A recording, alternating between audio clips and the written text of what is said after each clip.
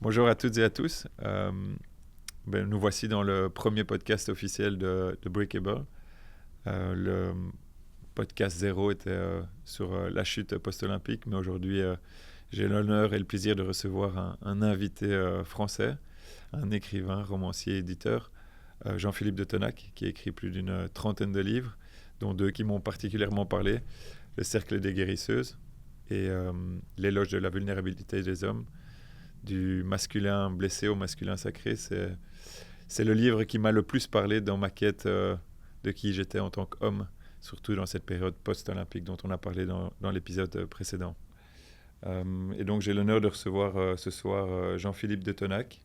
Merci Jean-Philippe d'avoir fait surtout déjà cette route, d'avoir pris le train pour plus de 6 heures pour venir nous parler d'un sujet assez passionnant. Et ce sujet, c'est l'homme.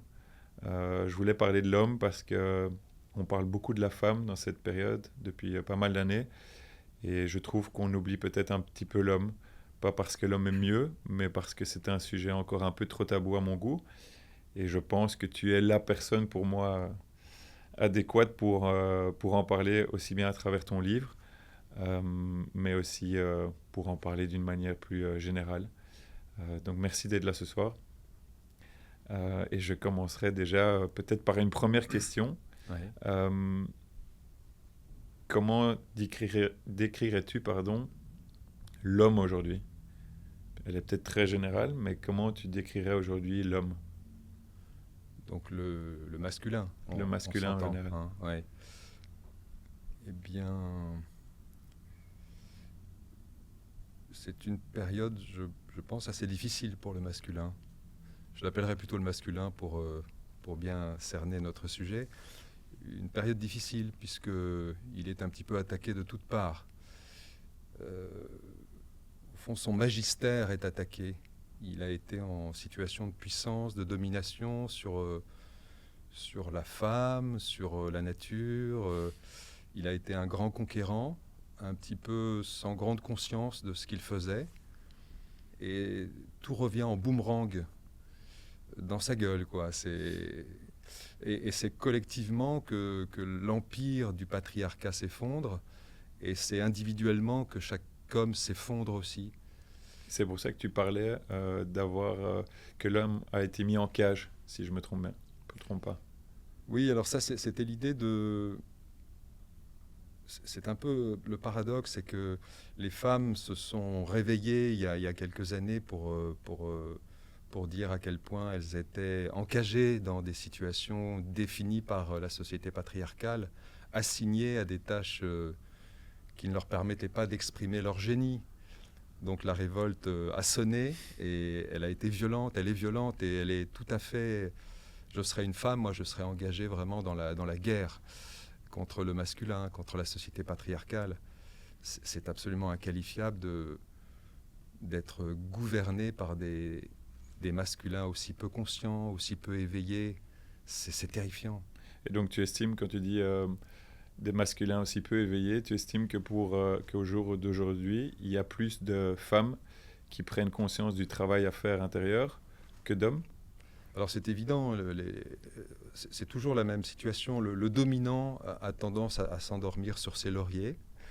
Donc les hommes ont été en situation de dominer et n'ont pas été dans une situation d'introspection, de questionnement, de remise en question. Quand les femmes opprimées, comme tous les peuples opprimés, finissent par inventer des solutions pour passer, pour inventer de nouveaux langages, pour se libérer. Donc au fond, les femmes, depuis longtemps, ont trouvé des stratégies de survie, des stratégies d'expression. Et je crois qu'aujourd'hui, en 2024, les hommes sont très peu encore dans le questionnement sur eux-mêmes, qui serait le préalable au travail sur soi-même. Donc c'est absolument terrifiant, parce que ces hommes qui dirigent le monde sont encore des hommes qui veulent changer le monde, mais qui n'ont pas commencé à se changer eux-mêmes. Et qui pensent qu'ils sont intérieurement et extérieurement bien dans leur basket? Je crois pas, parce que le mensonge finit par filtrer sur un visage, dans des conduites. On le voit, tous ces abuseurs, tous ces hommes qui croient que la violence est le mode d'expression, mais c'est que ça parle de leur insécurité fondamentale. l'imposteur. Ce sont des hommes qui abritent des imposteurs et tôt ou tard ils finissent par le savoir. L'imposteur finit par se trahir. Donc c'est invivable. On peut camoufler ça pendant quelques années, mais un jour on fait une faute et puis tout est révélé, tout s'écroule, quoi. Et quand un homme prend conscience de ça, en général il tombe et il n'arrive pas à se relever pendant de longues années, si tant est qu'il se relève. Ok, mais parce que là tu parles de personnalité de haut niveau, on va dire, mais même dans mon entourage proche ou dans mon entourage en général, j'ai l'impression que entre hommes, déjà, on n'ose pas se dire les choses. C'est ça. On essaie de montrer une certaine personnalité dure, forte, et puis un peu, on a créé ça en fait. On a demandé à l'homme en fait d'être quelqu'un de fort, quelqu'un qui ramène l'argent à la maison, quelqu'un qui gère une famille, quelqu'un qui travaille de 8h à 18h et même plus. Et que si on ose montrer une faiblesse, même entre copains,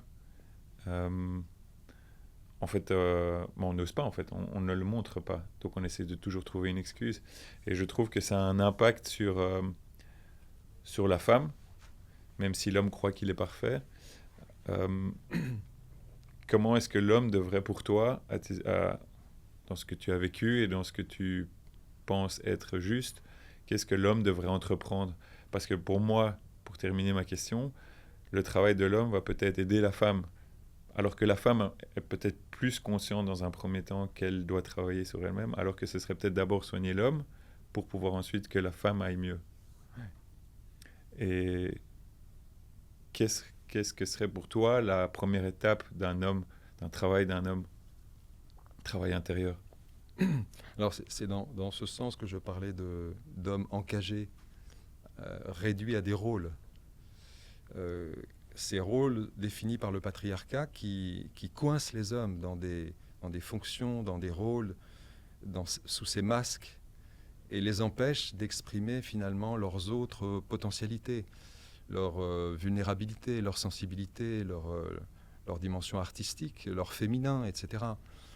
On ne peut pas, si on rencontre un homme devant soi, on ne peut pas le mettre au travail s'il n'en a pas envie.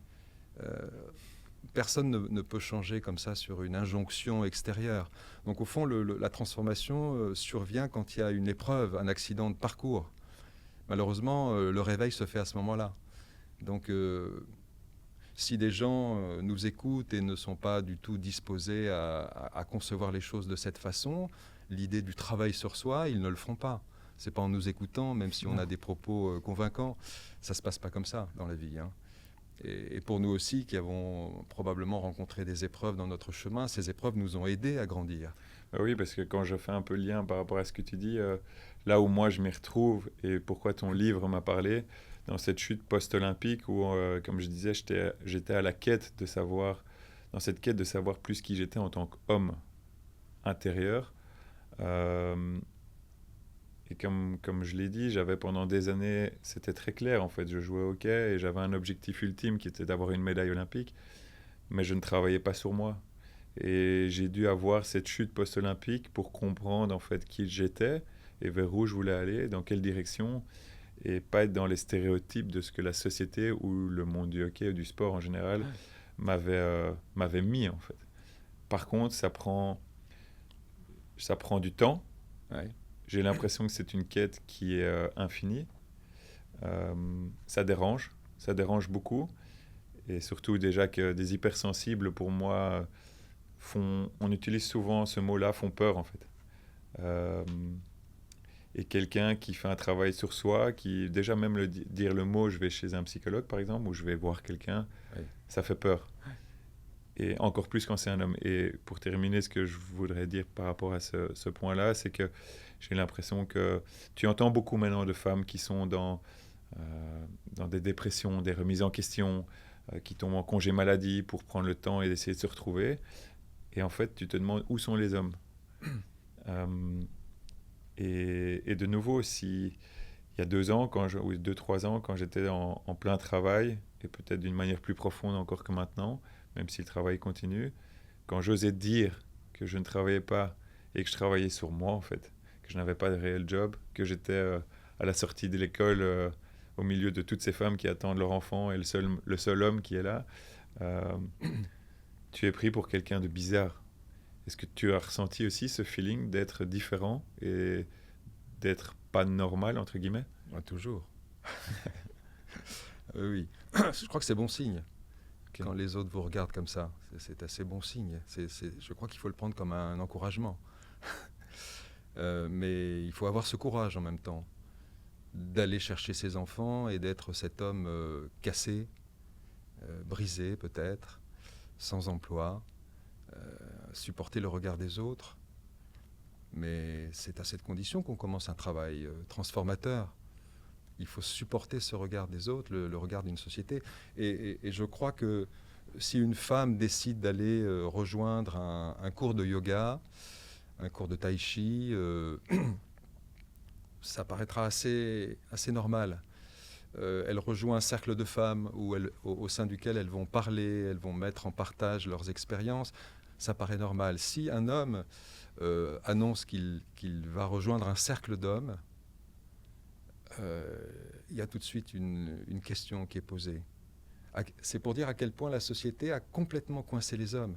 Au fond, il devrait être normal, quand on est un homme ou une femme, de travailler sur soi. On est là pour ça, pour améliorer, pour grandir, pour croître. Mm-hmm.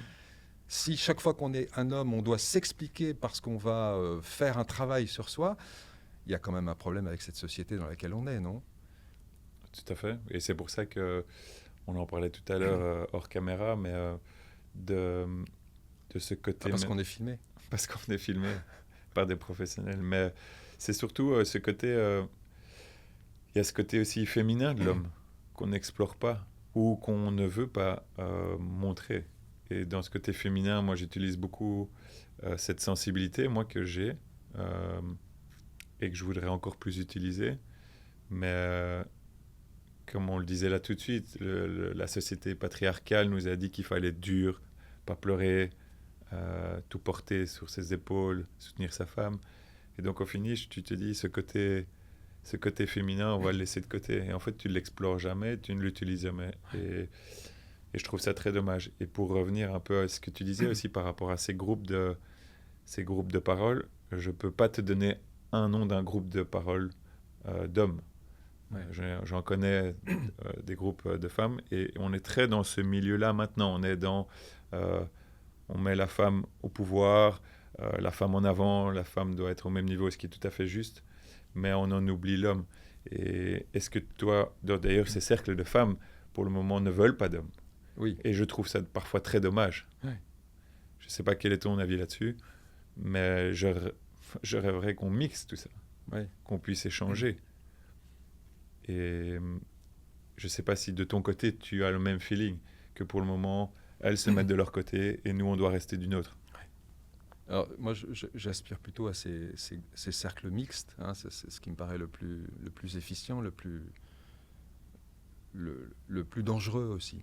Et c'est ce danger qu'on doit affronter, de parler devant des femmes et que des femmes parlent devant des hommes, de l'intime. Mais en même temps, j'ai participé à beaucoup de cercles d'hommes et j'avoue que moi qui n'aime pas beaucoup les hommes, je suis un homme hétéro, enfin vieille garde, quoi. Encore bien conservé, très bien conservé. C'est très gentil, mais je suis un homme, tout ce qu'il y a de plus homme, voilà. Mais être un homme a toujours été très douloureux. Parce que les modèles qui m'étaient proposés étaient dégradants. Les hommes qui étaient dans la lumière, ce que la société mettait dans la lumière, étaient des hommes qui me décevaient profondément. C'est pas comme ça que je voyais l'homme. Je le voyais dans toute sa puissance. Tu parles de féminin, mais je parlerais plutôt de cette sensibilité, de cette créativité. Parce qu'au fond, il y a chez les femmes une force, une masculinité, comme on voudra l'appeler aussi, une puissance incroyable. Et qui est aussi, si je t'interromps peut-être, mais qui est un côté masculin de la femme aussi, oui. Et encore très tabou. Oui, enfin peut-être moins aujourd'hui. Hein. Donc être un homme, je crois que pour beaucoup d'hommes qui ne se l'avouent pas, est très difficile. Parce qu'ils se sentent coincés par le regard des copains, des amis. si on ne boit pas avec les autres, si on ne prend pas le pétard avec les autres, si on ne fait pas du sport avec les autres, si on préfère aller se promener en forêt, si on préfère un cours de yoga, à une partie de, je sais pas, de tennis, etc. Il y a tout de suite une espèce de malaise qui ne devrait pas exister. Enfin, on est capable de faire beaucoup de choses très différentes. Donc c'est difficile d'être un homme. Et ce qu'on doit dire ici, c'est autoriser les hommes à vivre cette vie qui paraît aller contre les usages communs, contre les opinions communes. Tenter des choses qui ne vont pas dans ce qu'on considère être homme. Donc Oui. c'est pas simple. Non, c'est pas simple. Et je reprends ton exemple. Tu sais que par rapport à l'alcool, c'est un sujet, surtout dans ce côté, du côté masculin, du côté de l'homme, c'est un sujet encore très délicat parce que, comme tu disais, quand on se retrouve autour d'un bar après un match de hockey ou n'importe quel sport et qu'on te dit que tu dis ben, je vais pas prendre de bière, tu passes déjà pour quelqu'un de pas normal. Ouais. Et donc, il y a un moment donné, moi je me dis, on se sent seul aussi. Ouais. Et donc, pour être accepté, on va le faire. Mais à force de continuer à accepter des choses qui ne sont pas en lien avec ce que tu veux vraiment faire, j'ai l'impression donc, que tu te perds et tu te détruis petit à petit. Et donc, je me demande quel est le juste milieu. Est-ce qu'il faut rester boire 2, 3 bières pour faire partie du cercle? Ou est-ce que tu n'en bois pas du tout? Ou est-ce que tu pars? Mais si tu pars, tu es tout seul. Et c'est là où je me demande quel est le chemin à prendre. Et je pense que tu en avais parlé parce que tu es un grand sportif aussi. Oui, ça se voit tout de suite. Non, mais c'est vrai. Je le fus. Et tu me disais que c'était d'ailleurs dans les vestiaires, c'était une atmosphère et un environnement qui te dérangeait fortement. Oui, c'est difficile ça, c'est l'expérience des vestiaires. Hein. Je ne sais pas si tu l'as vécu comme moi. Je suis quelqu'un de pas très pudique, mais je le vis. Au vestiaire, ça va. Je suis plus dérangé, comme je disais, quand je remonte au bar et que je dis ben, j'ai envie de rentrer à la maison et de ne pas boire de bière. Ouais. Mais c'était quoi, toi, ton expérience, comme tu disais, qui te dérangeait dans ce côté du vestiaire de l'homme? Eh bien, à l'orée de la vie sensuelle, de la vie sexuelle, au moment où on regarde, moi je regardais du côté des femmes, hein, j'aurais pu regarder du côté des hommes, je regardais du côté des femmes, j'avais très envie de commencer quelque chose et j'entendais les camarades dans le vestiaire parler des femmes d'une façon tellement grossière, tellement sale. Et ils avaient comme moi envie d'y aller. Et au fond, c'était pour eux une façon peut-être d'apprivoiser ce qui leur faisait si peur, mais c'était dégoûtant de les entendre parler de ça. On avait tous envie d'y aller, mais leur façon à eux d'en avoir envie et de l'exprimer, c'était en salissant l'objet féminin. Et j'arrivais pas à comprendre qu'ils étaient tous venus, sortis d'un sexe de femme un jour, et que ce propos à l'âge de 16 ans soit déjà installé en eux, me glaçait absolument. Et je ne savais pas comment l'expliquer. Parce que ça dépassait simplement la plaisanterie. On peut comprendre la plaisanterie quand on essaie d'apprivoiser quelque chose, on plaisante, mais ce n'était pas ça. C'était vraiment salir les femmes déjà. Et c'est un exemple type par rapport à ce que tu disais, que l'homme a créé justement, a détruit la femme et a créé tout ça en fait. Ce qui fait qu'aujourd'hui la femme se révolte. Mais la femme, est-ce que tu penses que la femme qui se remet en question, la femme qui se sent peut-être en dépression, on utilise toujours ce mot-là, mais il y a plein d'autres styles de remise en question. Est-ce que tu penses que l'homme peut faire quelque chose pour ça, pour aider la femme? Ou est-ce que c'est le fait que l'homme travaille sur lui qui va rayonner et aider sa femme en faisant ce travail-là? Oh, c'est toujours ça, quand on travaille pour soi vraiment, on travaille pour la collectivité tout entière, on soigne le monde. Donc on soigne son couple, on soigne sa famille, on soigne le lieu où on travaille. Le travail authentique impacte énormément l'entourage. Donc la question que tu poses, elle a cette réponse évidente. Aider ma femme, c'est travailler sur moi. C'est me montrer... Donc on est d'accord que que dire ma femme a un problème parce que elle a arrêté son job ou elle doit se recentrer ou essayer de trouver sa voie ou savoir un peu plus qui elle est. Et de dire que c'est que sa femme le problème, on est d'accord qu'on est complètement dans le faux. Là, je crois que les problèmes sont toujours très, très partagés. Hein. C'est difficile de désigner comme ça. Non, mais c'est parce que c'est elle qui va prendre les devants et qui va dire moi je vais arrêter mon job. C'est pas l'homme qui va le faire, tu vois. Ouais. Donc l'homme devrait prendre les devants pour lui et pour son couple. Je ne sais pas, on ne peut pas répondre comme ça dans la généralité. Hein. Chacun est devant sa montagne à gravir et va la gravir de façon différente. Ok, mais le travail, tu crois qu'il finit un jour? Non. Non. C'est un chemin. Je crois que ce qui est assez peu intéressant, c'est la destination. Comme toi, tu t'en es rendu compte, ce n'est pas la médaille olympique qui est la fin du voyage. C'est plutôt même le début, en fait. C'est ça. Donc, chaque fois qu'on arrive et qu'on franchit une porte, on aperçoit la suivante. Donc, la vie si on veut se transformer, si on veut transformer le monde dans lequel on est, le travail est infini. C'est juste que en réfléchissant un peu à ce que tu dis et en réfléchissant beaucoup, même si je réfléchis parfois trop, c'est fatigant parfois, mais en même temps, je me demande, est-ce que tu trouves à un certain moment une certaine sérénité, un certain moment où tu lâches prise et tu vis. Tu dis que le travail est sans fin et j'y crois aussi, que c'est un travail d'une vie, que tout le monde devrait entreprendre. Et pour moi, j'ai l'image en tête que ceux qui disent qu'ils doivent, et je pense l'avoir dit dans le podcast précédent, ceux qui disent qu'ils ne doivent pas du tout travailler sur eux sont peut-être les premiers qui devraient aller travailler ou parler à quelqu'un ou faire quelque chose pour travailler sur eux. Mais je me demande parfois, est-ce que le fait que ce travail n'a pas de fin, est-ce qu'il y a un moment donné où on peut juste être soi et profiter? Ou tu penses qu'au plus on travaille sur soi, il y a un moment où ça se fait tout seul? Je ne sais pas, encore une fois, je peux répondre pour moi-même. Moi, j'ai été un peu condamné dès l'adolescence à travailler beaucoup sur moi-même parce que j'étais embarqué dans ce qu'on appelle une anorexie mentale. C'est une expérience assez rare pour un homme de vivre ça. Donc déjà, c'est une maladie de filles, entre guillemets. Hein, ce sont les filles qui expriment plutôt ce symptôme.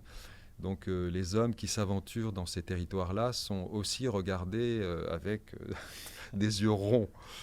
Et à tel point que même à l'époque, j'ai un certain âge, il était inconcevable qu'un homme fasse une anorexie mentale, puisqu'un des symptômes de l'anorexie mentale, c'est la perte des règles. C'est comme ça que c'est défini. Donc, a priori, l'homme n'a pas à se trouver dans la situation de ne plus avoir ses règles. Non. Donc, vivre une expérience de femme, quand on est un homme, c'est extrêmement intéressant en même temps. Oui. Mais ça m'a condamné tout de suite à trouver des voies de salut, parce que l'anorexie vous entraîne plutôt vers la mort. Donc je me suis battu pour sortir de là, ça m'a pris à peu près 15 ans. Et une fois sorti de ça, si vous avez déclenché un symptôme de cette importance, c'est qu'il y a un environnement sociétal ou familial qui a permis l'expression d'un symptôme de cette violence-là. Donc une fois que vous êtes à peu près la tête qui sort un peu de l'eau, vous avez tout à faire. Oui, je vois. Donc ce que je peux te dire, c'est que là, ma vie a toujours été très difficile parce que l'anorexie, c'est un processus de désincarnation.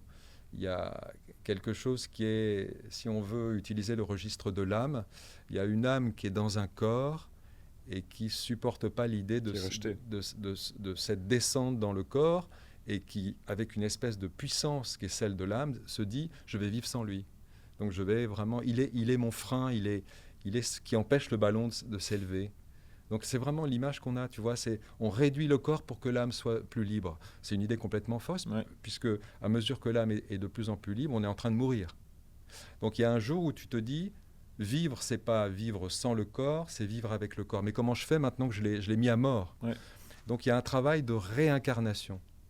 Donc ma vie a été, tu vois, un travail de réapprendre à manger, à dormir, à faire l'amour, enfin d'apprendre ce que j'avais considéré comme étant sans intérêt. Okay.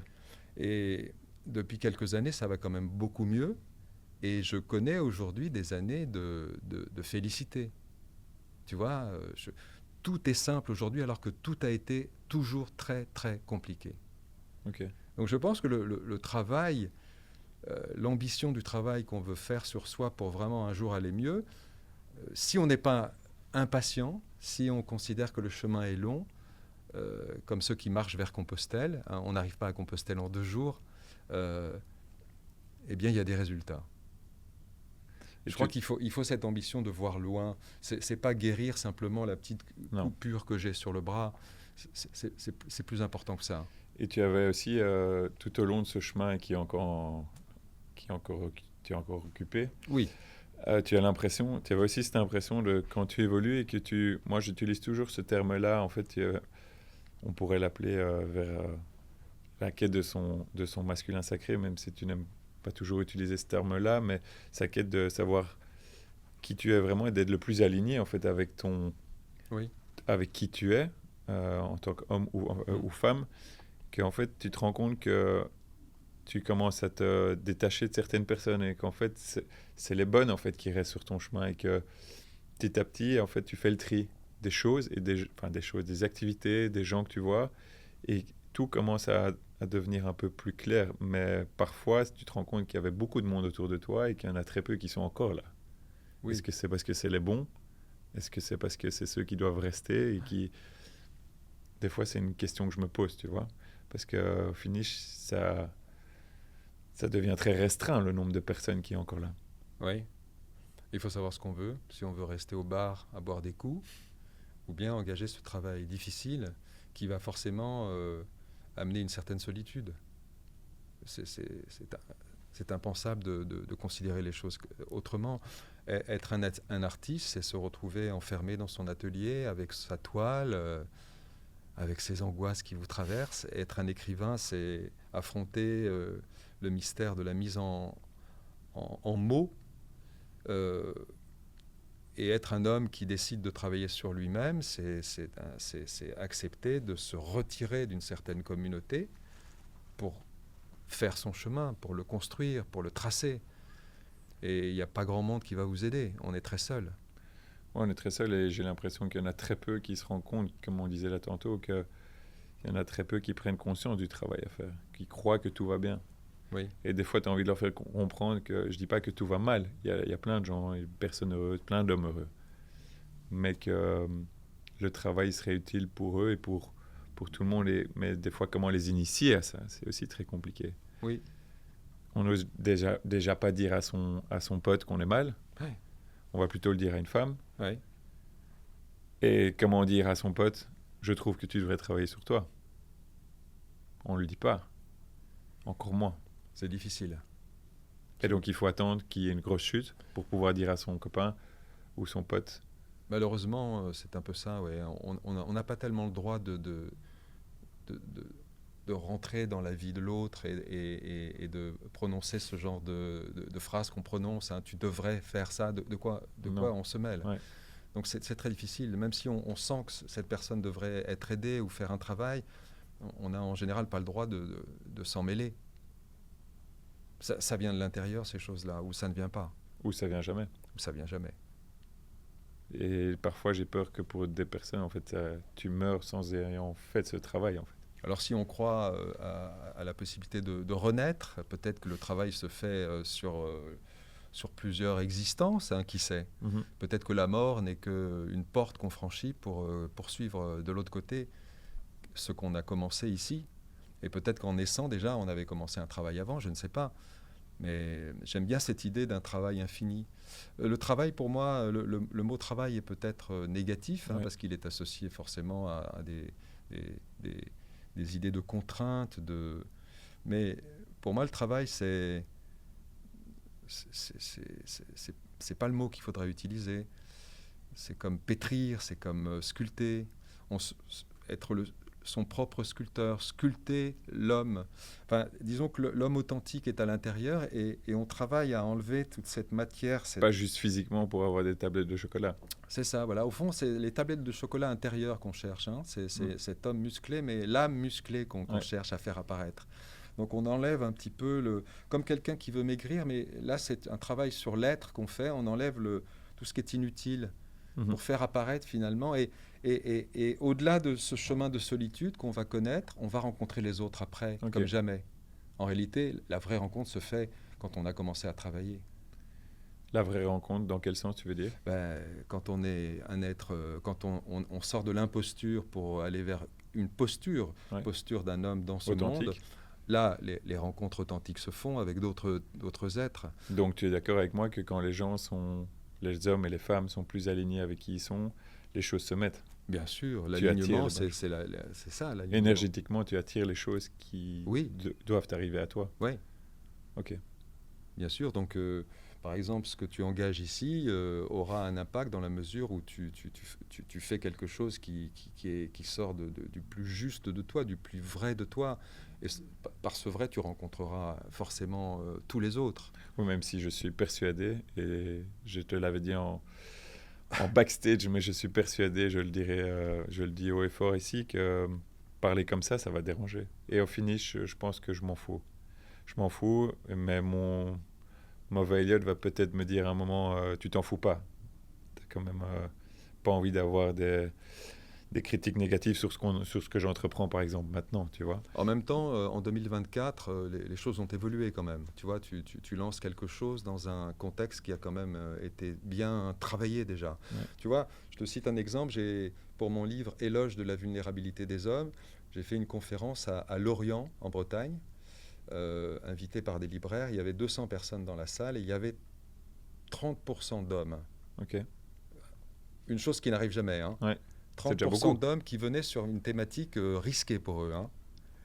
Eh bien, je fais ma conférence, on lance le débat, et là, il y a des hommes qui se lèvent et qui prennent la parole, qui lèvent la main, et qui partagent quelque chose de l'ordre d'une offense qui leur a été faite, d'une blessure.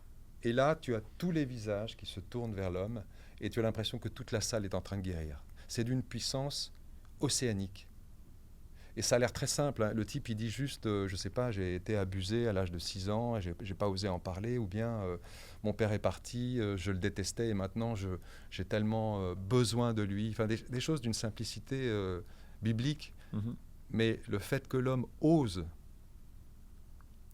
mais il y avait des larmes aux yeux qui venaient de cette chose si simple. Mm-hmm. 200 personnes qui étaient en train de se dire, mais alors les hommes sont capables aussi de ça. Donc ce que tu fais, c'est le bon moment de le faire. Ceux qui ricanent, de toute façon, ils sont perdus pour toujours. C'est pas le problème. Mais aujourd'hui, les gens sont dans cette demande qui n'est pas formulée d'une aide pour nourrir l'être. Pas simplement la tablette de chocolat, mais l'être qui est en demande, qui crève de faim, qui a besoin de ses nourritures. Donc non, tu viens au bon moment, ça sera juste. De toute façon, on verra, mais je rebondis aussi sur ce que tu dis, sur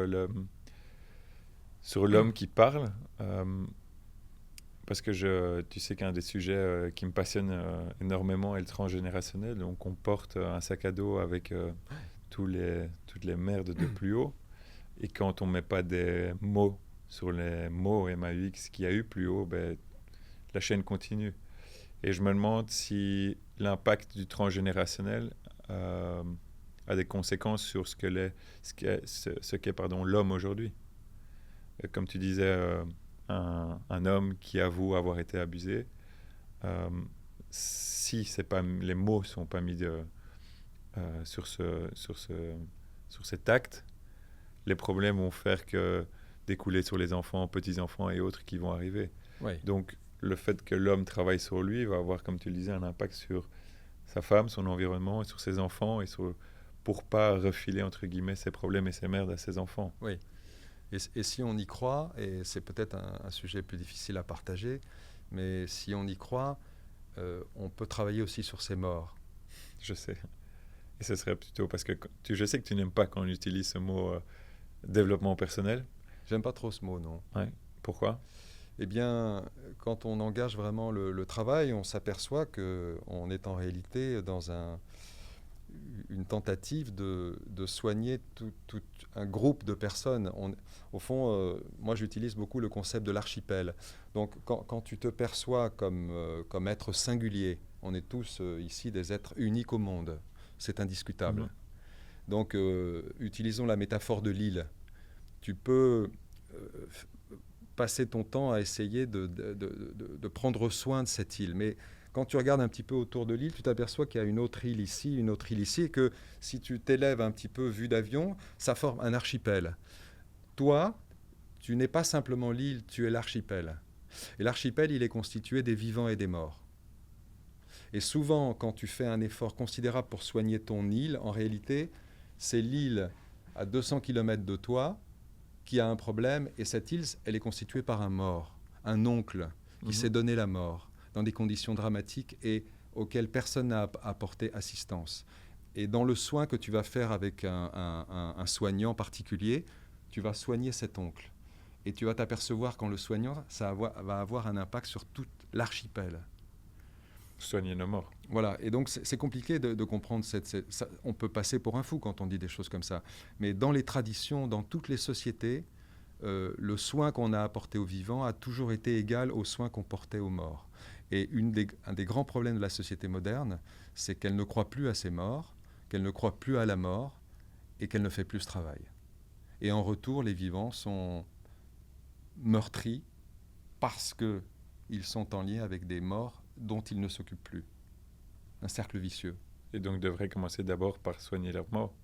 Je ne sais pas par quoi il faut commencer, mais en tous les cas, dans ce grand projet de transformation, il faut intégrer les êtres qui sont passés de l'autre côté et souvent dans des conditions très violentes. Un suicide, un accident de la route, une maladie foudroyante, etc. Ça constitue toujours des situations dans l'au-delà de problématiques. Surtout si on n'en parle pas. Voilà. Et j'avais lu et je continue de lire sur ce sujet du transgénérationnel, qui est pour moi un impact énorme sur qui on est en tant qu'homme et femme aujourd'hui, même si on dévie un petit peu, mais ça reste quand même fort lié. De toute façon, les mots MAUX sont liés soit à l'inceste, soit liés à la mort. Et comme tu dis, si on ne les soigne pas plus haut, ils vont faire qu'avoir des répercussions sur les prochains. Et donc le fait de ne pas travailler dessus va faire que des maladies vont se répéter, des dépressions, des peurs, des angoisses. Et je sais que pour prendre mon exemple sur l'hypocondrie qui me bouffe encore aujourd'hui, je sais qu'elle vient de plus haut. Alors comment faire pour aller soigner ça plus haut et que ça puisse me soigner moi? C'est ça qui est compliqué à savoir, tu vois. Et c'est là peut-être que j'ai besoin de ton expérience, de savoir comment est-ce qu'on peut soigner plus haut pour se soigner soi-même. Alors moi, j'étais allé voir des femmes qui avaient des dons, qui ont des dons, qu'on pourrait appeler des sorcières d'aujourd'hui, et qui travaillent de façon très étrange, très étonnante, rationnellement inexplicable, à établir la connexion avec ceux avec lesquels tu es relié dans l'au-delà. Et qui finissent par te faire comprendre, à te faire découvrir que dans ta lignée, il y a quelqu'un dont tu ne connaissais même pas l'existence, qui est celui à qui tu dois porter assistance. Okay. C'est complètement fou. Donc, peut-être que là, on va trop loin, là, je ne sais pas. Mais non, mais je pense que ça a un impact sur qui on est tous, pas seulement les hommes, mais les femmes aussi. C'est pour ça, je te coupe, pardon, mais c'était pour ça que le terme de développement personnel me paraît ne pas permettre à chacun de comprendre l'objectif du mot guérison. Okay. Parce que dans le développement personnel, on a l'impression qu'on va s'occuper de sa pomme et qu'une fois que la pomme sera bien frottée, qu'elle brillera, on aura atteint l'objectif. Ça ne peut pas être ça. Non, mais c'est comme tu utilises aussi le terme guérison, qui est pour moi un terme très... guérison fait comme si tu avais déjà un problème, tu vois, une maladie. Oui. Aujourd'hui, les maladies... c'est vrai. Comme tu disais le travail de l'homme, mais est-ce qu'il faut attendre d'avoir une maladie ou une dépression ou autre chose pour se dire on va travailler sur soi? Moi, je pense que non. Non. Et guérir, pour moi, c'est un terme très dur aussi, mais c'est surtout être en quête de qui tu es vraiment. C'est plutôt ça, après c'est gentiment dit. Mais moi, de nouveau, j'ai eu besoin d'avoir des signes physique qui me montrait qu'il était temps d'agir. Est-ce que tout le monde doit attendre ce signe-là? Je ne suis pas sûr. Mais c'est peut-être un peu la conclusion de notre discussion, c'est comment réveiller les hommes. Comment on commençait à déjà commencer ton livre à un impact énorme, et il m'a parlé à moi, qui suis peut-être plus dans ce mood et dans ce mindset-là de développement personnel, même si tu n'aimes pas ce terme, mais comment éveiller les autres. Ouais. Et c'est un peu, je voudrais terminer là-dessus parce que pour moi, il n'y a pas encore assez d'hommes qui sont prêts à être éveillés. Ouais. Je peux citer un exemple. Vas-y. Là.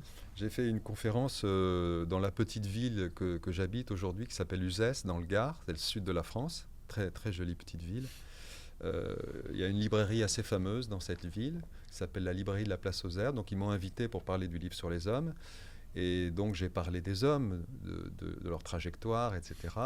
Et des outils que les hommes ont utilisés pour aller mieux, dont les cercles d'hommes. Et donc à la fin de la rencontre, il y a un homme qui lève la main et qui dit « Mais est-ce qu'on ne pourrait pas créer des cercles d'hommes ici ?» Alors il fallait que je sois cohérent. J'ai dit bah, « C'est une excellente idée. » Je n'avais pas du tout envie de m'en occuper. Mais lui dit bah, « Bon, il s'est tourné vers la salle, comme ça il a dit si certains hommes sont intéressés, je prends les adresses et je vous inviterai chez moi pour la première rencontre. » Ok. Et 15 jours plus tard, on était 15 chez lui. 15. Et les hommes qui étaient là, tous disaient qu'ils n'avaient jamais imaginé qu'on pouvait parler à un autre homme d'autre chose que le match de foot, les élections, etc. Qu'on pouvait rentrer dans ces problématiques de vie intime avec d'autres hommes. Donc, c'est possible. Je pense qu'ils n'en ont pas l'idée. Ils pensent que ça n'existe pas. Prouvons-leur que c'est possible. C'est un peu... On va vraiment terminer là-dessus. Je serais très fier qu'il y ait, quand ce podcast va sortir, qu'il y ait ne fût-ce qu'un homme qui ose dire « j'ai envie de parler ». J'ai besoin de parler, j'ai besoin de m'exprimer. Un homme qui créerait un cercle d'hommes et qui inviterait ses proches. Voilà. Et même si j'en ai un qui va réagir sur ce podcast pour te dire il est temps en fait que je parle, je pense que ce sera ma plus grande réussite. Voilà. Et je terminerai de nouveau en disant j'espère que les hommes vont parler, commencer à parler, parce que je reste dire que c'est une solution à un monde meilleur, où on peut après échanger entre hommes et femmes d'une manière beaucoup plus constructive, et plus chacun de son côté. Ouais. Mais je voudrais aussi te remercier déjà tous les gars qui sont encore derrière cette caméra, parce qu'ils font un boulot de dingue. Et te remercier surtout d'avoir pris le temps de venir. Je ne sais pas pourquoi tu t'es dit, tu me l'expliqueras encore une fois après, mais pourquoi tu t'es dit de venir voir un jeune de 35 ans bruxellois qui avait envie de parler de l'homme. Pourquoi tu as accepté de faire 7 heures de voyage pour venir jusqu'ici. En tout cas, ça me touche vraiment. Je suis très fier de l'avoir fait. Tu es le premier invité, j'espère en avoir plein d'autres, mais tu peux être fier que tu sois mon premier invité. Donc merci Jean-Philippe. Merci Elliot. Et de toute façon, laissons parler les hommes.